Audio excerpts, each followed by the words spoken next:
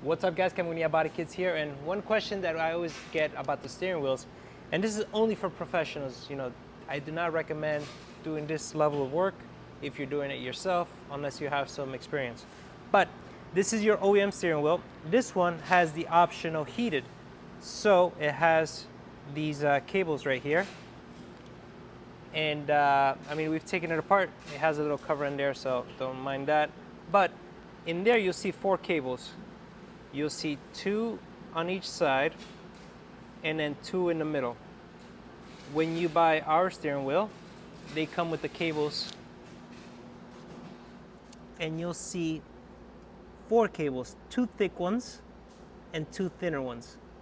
So the thinner ones are for the sensors, and then the thick ones are the ones that actually heat the steering wheel. So on the clip, you'll see the center ones are the ones for the sensors, and the one at the ends are the ones that heat up the steering wheel. So what we're gonna do is just cut this up and splice them and weld them together, solder them together, and then reuse this clip to your car. Let's get started.